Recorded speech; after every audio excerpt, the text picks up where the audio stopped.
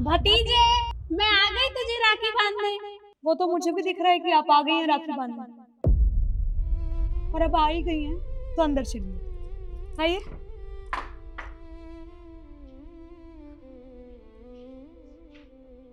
भाई मुंह उठाओ के बैठिए।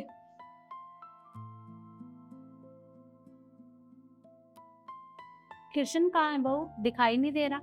अरे रुक जाइए, बुला रही हूँ, वेट नहीं हो रहा आपसे। कृष्ण बाहर आना। बुआ जी नमस्ते, कैसे हो आप? नमस्ते बेटा, मैं तो ठीक हूँ। तू बता, तू कैसा है? मैं भी एकदम ठीक हूँ बुआ जी। और विकास, तू बता तेरा काम कैसे चल रहा है? ठीक चल रहा है भैया। अरे क्या काम करता है ये? कौन सा बहुत बड़ी कंपनी का मालिक है या उसमें मैनेजर की पोस्ट पर है? सिक्योरिटी गार्ड का ही तो काम करता है। अरे वो एक दो बार डंडे फहरा देता होगा दिन में, और आते जाते सबको सलाम नमस्ते करता होगा, और क्या ही करेगा ये। सिद्धि, तू क्या बकवास कर रही हो तुम? काम काम होता है, उसका जो भी काम है वो अपना काम कर रहा है। अरे प्लीज रहने दो, क्या बकवास क्या कर रही हो? सच बोल रही हूँ। अब सच तो सुनने में कड़वा ही होता है। वैसे बुआ जी, आपसे जल्दी नहीं आया जाता क्या कभी? या आप भूल जाती है कि मेरा भी मायका है, मेरा भी भाई है, उसे भी मुझे राखी बांधनी है? पर नहीं, आपको तो हमेशा लेट आना होता है। नहीं नहीं बेटा, ऐसी कोई बात नहीं है। जल्दी तो मैं आ जाती, पर वो क्या है ना, विकास को छुट्टी नहीं मिली थी तो आधे दिन की छुट्टी लेकर आया है। अरे तो छोड़ देती अपने गार्ड साहब को, जरूरी था इसे लाना। अरे लेके कैसे नहीं आएंगी आप? क्योंकि अभी आप इन्हें राखी बांधेंगी तो ये आपको 5100 का लिफाफा देंगे।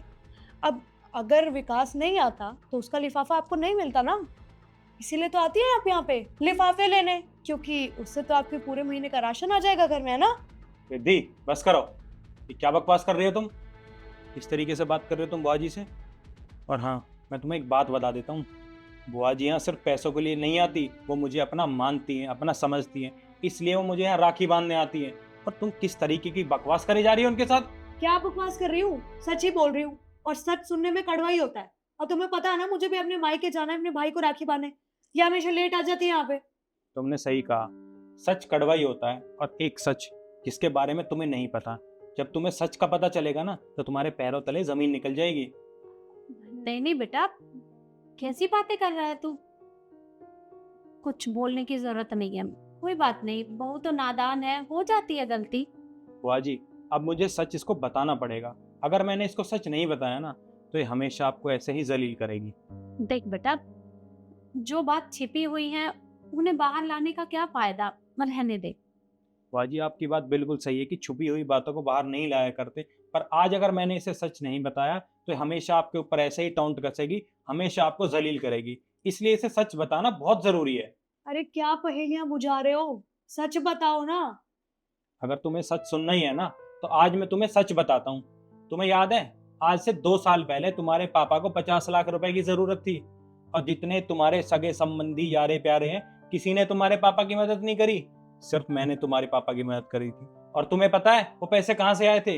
वो पैसे बुआ जी ने मुझे दिए थे। उनका कहना है कि अपने ही अपनों के काम आते हैं, अगर बुरे समय में हम उनकी मदद नहीं करेंगे तो फिर कौन करेगा?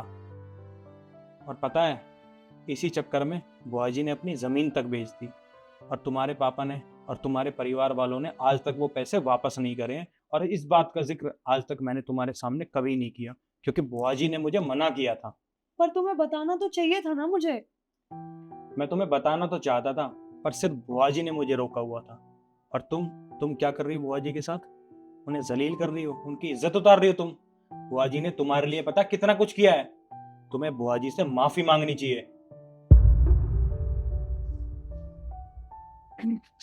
बुआ जी, आप मुझे माफ कर दीजिए, मुझसे गलती हो गई। मुझे नहीं पता था कि आपने वो पैसे दिए थे, और ना ही इन्होंने कभी मुझे बताया। और इतने टाइम से, इतने सालों से मैं आपको सिर्फ जलील करती आई हूँ। मैंने आपकी कभी इज्जत नहीं की मैंने कभी आपकी इज्जत नहीं की बुआ जी। आप हो सके तो प्लीज मुझे माफ कर दीजिए। मैं कभी नहीं चाहती थी ये सब करना, पर पता नहीं क्यों मुझे ऐसा लगता था कि आप यहाँ पे सिर्फ अपने भतीजे की जेब खाली करने आती हैं, लालच के चक्कर में आती है। पर मैं ये कैसे भूल गई कि आप मुझसे इतनी बड़ी हैं, मेरी माँ समान है, फिर भी मैं आपसे इतनी बदतमीजी करती रही। सॉरी बुआ जी, मुझे माफ़ कर दीजिए। कोई बात नहीं बेटा, तेरी कोई गलती नहीं है इसमें। आजकल का ज़माना ऐसा ही है, लोगों को यही लगता है कि बहन बेटी लालच की वजह से अपने मायके आती है, पर तुझे माफ़ी मांगने की ज़रूरत नहीं है। मुझे तेरी बातों का बुरा नहीं लगा।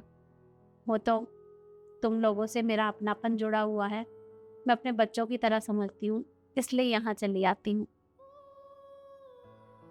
बुआ जी, आप इन्हें राखी बांधिए, मैं कुछ अच्छा सा बना लेती हूँ। ठीक है बेटा।